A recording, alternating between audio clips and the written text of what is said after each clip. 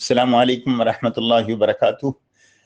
ये चाइना का 27 फरवरी के सफ़र के हवाले से चंद बातें आपके साथ शेयर कर रहा हूँ कि हमें एक हलाल इंस्पेक्शन के लिए हांगकांग से गोंगजो और गोंगजो से फिर 3 घंटे की मसाफत पर जाने का मौका मिला। चनाचे इस सफ़र में हमने ट्रेन को इख्तियार किया जो गोंगजो के लिए चिमसचोई से fast train, high speed train चलती है जो 131 किलोमीटर का फासला 35-36 मिनट में तय करती है। ये नॉन स्टॉप है, जबकि इससे पहले यही फासला पौने 2 घंटे, 2 सवा 2 घंटे में तय हुआ करता था ट्रेन के जरिए। यूं तो चाइना जाने के लिए ट्रेन पे भी जा सकते हैं, कार पे भी जा सकते हैं, बसेस पे भी जा सकते हैं, और फिर मुख्तलिफ बॉर्डर हैं, मुख्तलिफ बॉर्डरों से आप जा सकते हैं। अब तो उन्होंने पैदल क्रॉस करने का भी एक सिलसिला शुरू किया है। ताहम चूंकि मुझे यहाँ पे 23वां बरस है हांगकांग के अंदर, और 22 बरस पहले जो हमने चाइना को देखा और आज का चाइना टोटली मुख्तलिफ है। जिस तेज रफ्तारी के साथ चाइना ने तरक्की की है, दुनिया के किसी और मुल्क ने इस तेज रफ्तारी के साथ तरक्की नहीं की। चुनाचे आप जैसे पहले हांगकांग से चाइना जाते थे तो चाइना ऐसे लगता था जैसे अपना मुल्क पाकिस्तान हो या हिंदुस्तान, बांग्लादेश, इस तरह का लगता था। आज वो तरक्की याफ्ता मुल्क से कम नजर नहीं आता। उसके इमारत को देखें, उसके रोड स्ट्रक्चर को देखें, हजारों किलोमीटर तवील पुलें, ब्रिजें जो हाईवे के तौर पर इस्तेमाल होती हैं, और ये ब्रिज इसलिए बनाई हैं ताकि नीचे जमीन भी ज़ाय न हो, वहाँ खेती बाड़ी ज़राअत का सिलसिला भी जारी रहे और लोगों की आमद और रफ्त में भी मुश्किलात पेश न आए। और फिर इमारत हैं, एक से बढ़कर एक इमारत है, अपनी बुलंदी, खूबसूरती और डिज़ाइन के हिसाब से, कोई व्हील की शक्ल की, कोई झूले की शक्ल की, मुख्तलिफ इमारतें। और इसी तरह स्टेशनों का सिलसिला है, हाई स्पीड ट्रेनों का सिलसिला है।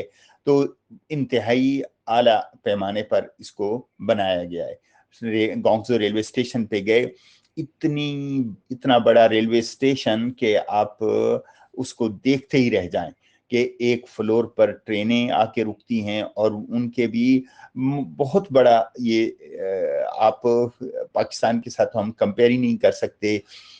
जो सबसे बड़ा जंक्शन है उससे शायद 4 गुना बड़ा ये स्टेशन होगा। और फिर उसके एक फ्लोर पे ट्रेनें आके रुकती हैं, और दूसरे फ्लोर पे बैठने की, उसके टॉप पे ऊपर बैठने की जगह है। वो भी इतना बड़ा खुला हाल मैंने कहीं नहीं देखा।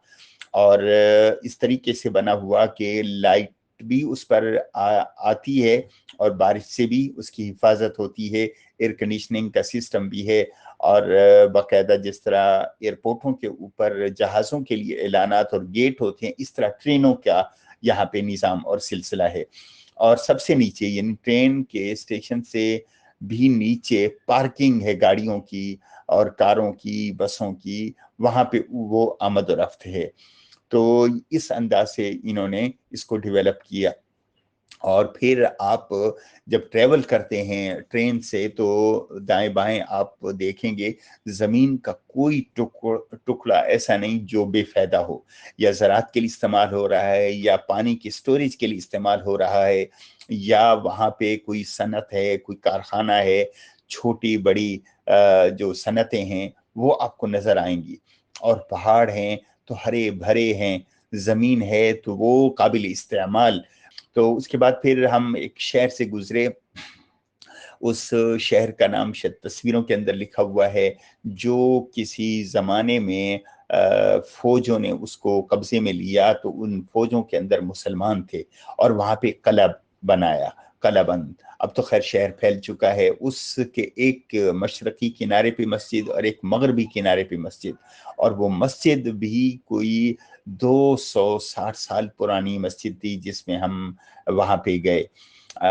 और एक मस्जिद तो खैर बंद थी, कहते हैं मुसलमान अब वहाँ पे नहीं रहे, खैर बंद थी। तो हमारे साथ जो चाइनीज इमाम थे, इमाम उस्मान, उन्होंने जाके मस्जिद खुलवाई امام صاحب وہاں کے جو تھے وہ باہر آئے اور پھر ہم نے ان کے ساتھ نماز پڑھی.